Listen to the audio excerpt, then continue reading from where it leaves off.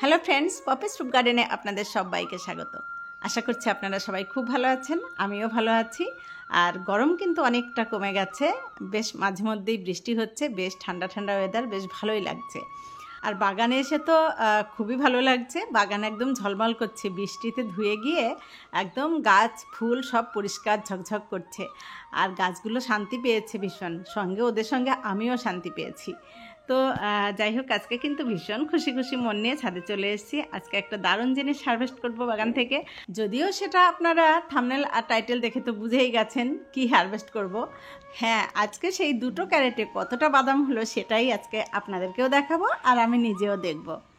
আর এখানে দেখুন, এই জবা গাছটায় কিন্তু আজকে অনেকগুলো ফুল ফুটেছে একসঙ্গে, প্রত্যেক দিনই ফোটে 4-5টা করে। আর আমি পুজোর জন্য নিয়ে যাই তুলে, তো আজকে কিন্তু বেশ অনেকগুলো ফুল ফুটেছে। আর আজকে যেহেতু আমি ভিডিও করব, আপনাদেরকেও একটু দেখানো হবে, আর সকালে সেই জন্য আর ফুলগুলো তুলে নিইনি।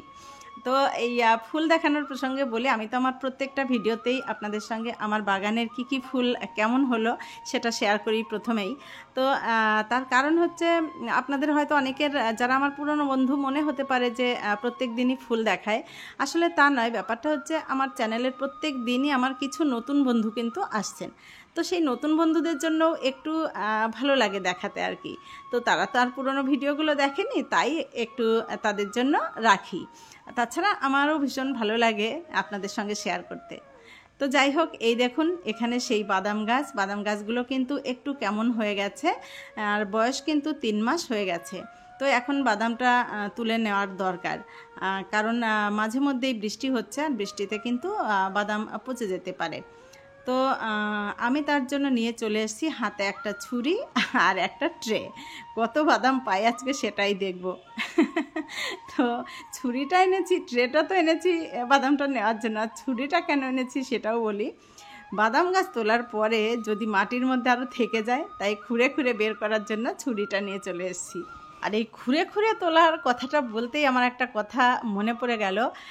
আমার দাদু বলতে আমার মায়ের বাবা, কারণ আমার বাবার বাবাকে তো আমরা চোখেই দেখিনি। তো আমার মায়ের বাবা ছিলেন হাই স্কুলের টিচার, বাংলার টিচার।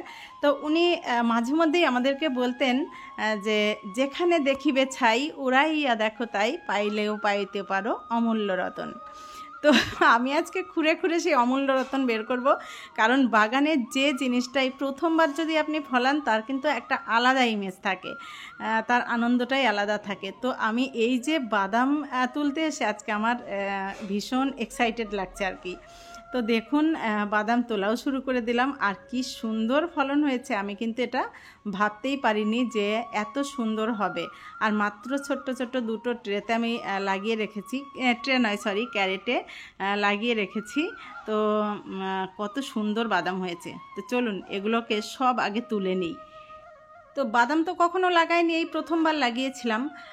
তো প্রথমে যখন বলি বাদাম লাগানোর কাহিনী আর কি, যখন আমি আমার হাজব্যান্ডকে বলেছিলাম বিভিন্ন রকমের বীজ এনে দিতে, তো ও অনেক রকমের বীজ আমাকে এনে দিয়েছিল, তার সঙ্গে ছিল কিছুটাই বাদামের বীজ। তো আমি ওকে এটা দেখে বলেছিলাম যে বাদামের বীজ কী করতে এনেছো, এটা আবার আমি লাগাবো, আর বাদাম কখনো ছাদে হবে নাকি, শুধু শুধু এনেছো। তো বললো যে এনে দিয়েছি, তুমি লাগাবে কি না লাগাবে তুমি ভেবে দেখো। তো আমি ভাবলাম যে এনে যখন দিয়েছে, দুটো ক্যারেটের মধ্যে লাগিয়ে রাখি, দেখা যাক কেমন হয়। তো যাই হোক, সেই মতো করে লাগিয়ে দিয়েছিলাম। আর কি বলবো, এই বাদামের ট্রে দুটো আমার বাগানটাকে কিন্তু সারা গরম ধরে একদম সবুজ করে রেখেছিল, মানে সবুজের সমাহার যাকে বলে আর কি। বাদাম গাছ যে এত সবুজ থাকে, এবং প্রচণ্ড গরমে রোদে বাদাম গাছের সবুজ কিন্তু কখনোই নষ্ট হয় না। তো আমার চ্যানেলের যারা নতুন বন্ধু তারা হয়তো জানেন না, কিন্তু যারা পুরনো বন্ধু তারা কিন্তু দেখেছেন যে এই বাদাম গাছগুলো আমার বাগানটাকে কিভাবে সবুজ রেখেছিল এই প্রচণ্ড গরমেও। আমার প্রত্যেকটা ভিডিওতেই প্রায় আমি দেখিয়েছি যে কতটা সবুজ রেখেছি। শুধু বাদাম গাছ নয়, বাদাম গাছের সাথে আরও কিছু গাছ আছে যেগুলো গরমেও কিন্তু সবুজ থাকে।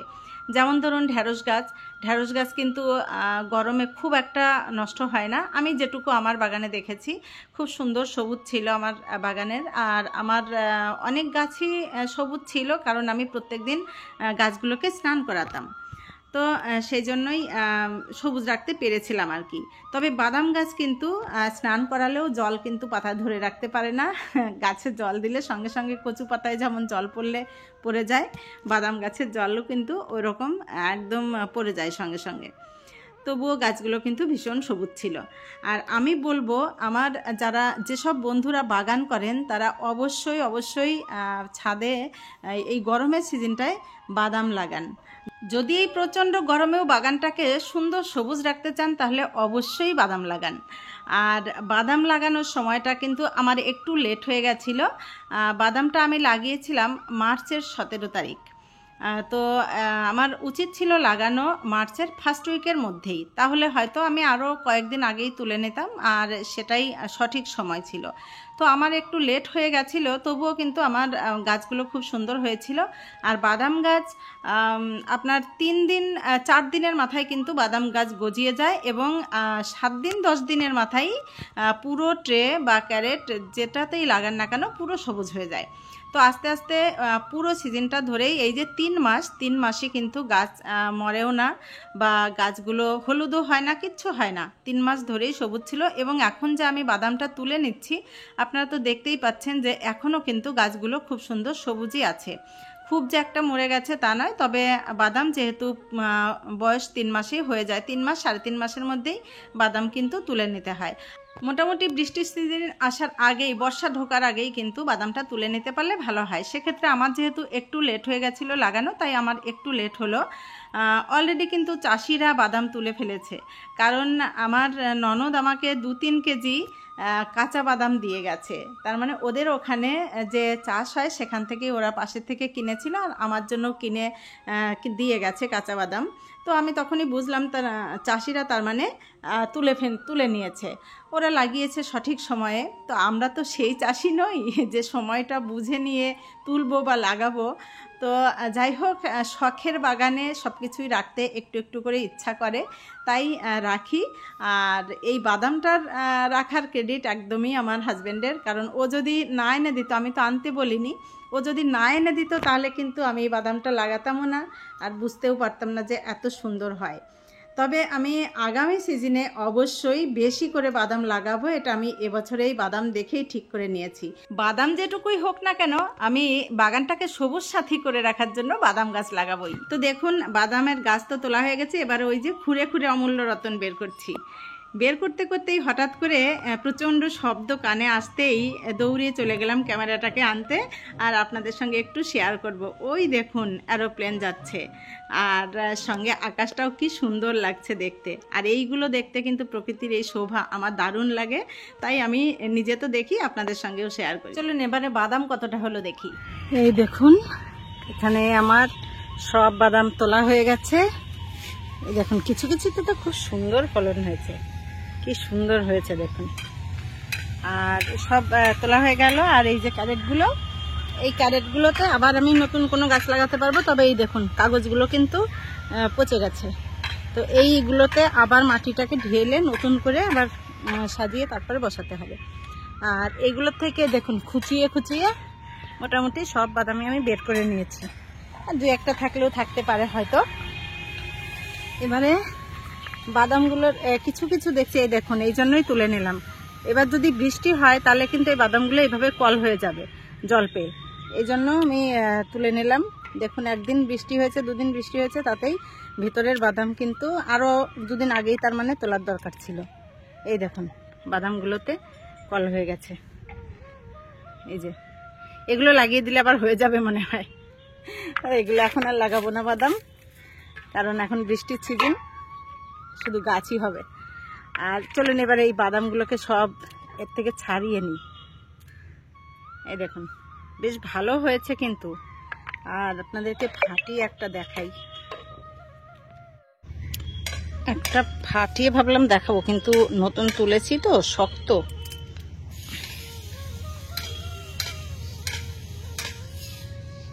এই দেখুন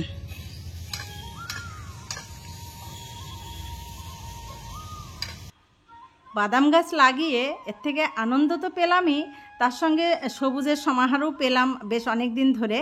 কিন্তু আরও কিছু কিছু জিনিস পাওয়া যাবে, সেটা হলো আরও অনেকগুলো জিনিস পাওয়া যাবে এই বাদাম গাছ থেকে। যেমন ধরুন এই বাদাম যে গাছগুলো হলো এক গামলা গাছ হয়েছে কিন্তু আমার, সেই এক গামলা গাছ দিয়ে আমি আবার নতুন করে মাটি দিয়ে বেড বানাতে পারবো। এদিকে বাদামগুলো খাওয়া হবে, আবার বাদামের খোসাগুলো শুকিয়ে মিক্সিতে বেটে সার হিসাবে ব্যবহার করা যাবে গাছের গোড়ায়। আবার গরমের সময় রেখে দিলে মালচিংয়ের কাজ হবে। আবার যদি আপনি ড্রেনেজ সিস্টেমের কাজে লাগান তাহলেও কিন্তু বাদামের খোসার কোনো বিকল্প নেই। বাদামের খোসায় দারুণ ড্রেনেজ সিস্টেমের কাজ হবে, কারণ ওটা গোটা গোটা দিলে পচতে বেশ অনেক দিন সময় লাগে, যেহেতু খুব শক্ত কাঠের মতো। তো দেখুন তো এক বাদাম গাছ লাগিয়ে কত কিছু বাগান থেকে পাওয়া যায়। আর আমি তো না হয় ছোট্ট দুটো ক্যারেটে লাগিয়েছিলাম, তাই অল্প একটু হলো, তবে গাছ দেখুন কত হয়েছে, এক গামলা ভর্তি।